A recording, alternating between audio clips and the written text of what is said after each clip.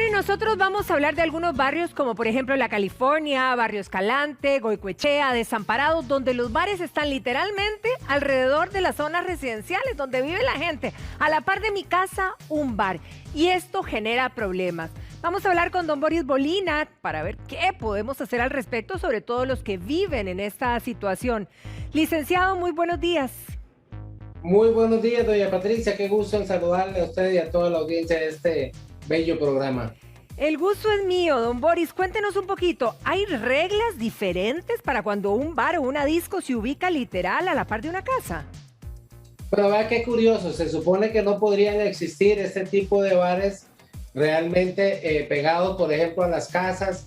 Las municipalidades, a la hora que brindan las patentes de licores, deberían de tomar en cuenta no solo las restricciones que tiene la ley de licores, sino también las propias de la municipalidad.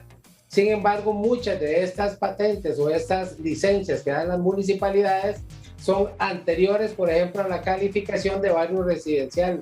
Entonces, por eso es que gozan, digamos, de estas licencias para poder hacerlo. El otro fenómeno, doña Patricia, que se ha dado también es que paulatinamente lo que se llama el destino o el uso del suelo de estos lugares ha ido cambiando precisamente porque se vendieron la inmensa mayoría de las casas y la convirtieron en la realidad en una zona comercial.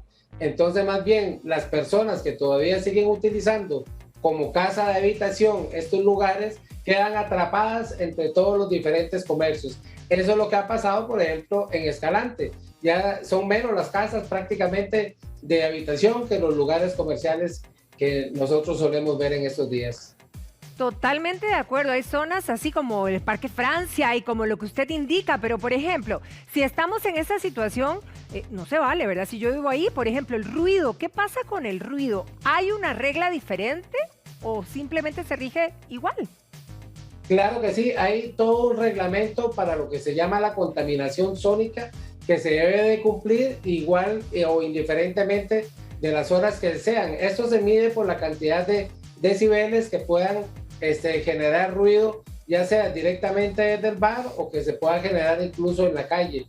Para eso, el Ministerio de Salud, que es el ente encargado de hacer las mediciones, tiene que estar siempre atento.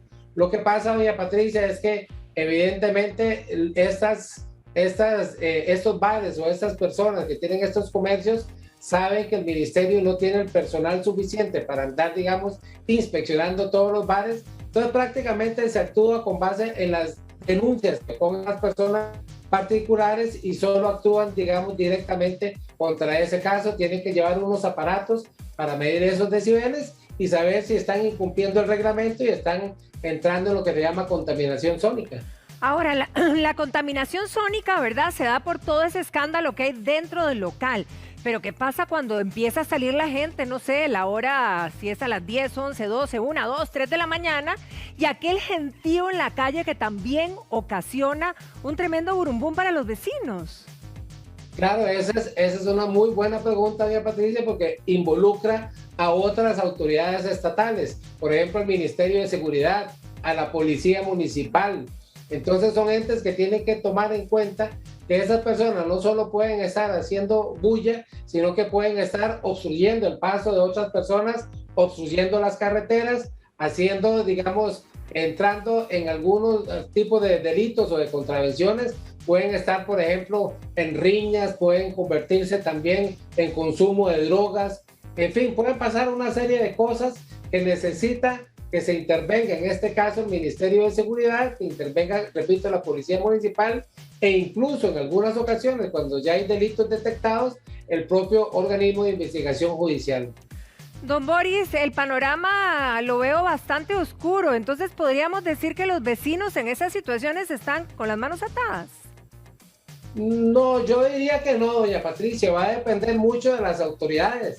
Entonces, claro, yo sé que hay un desánimo, que hay digamos, una decepción muchas veces de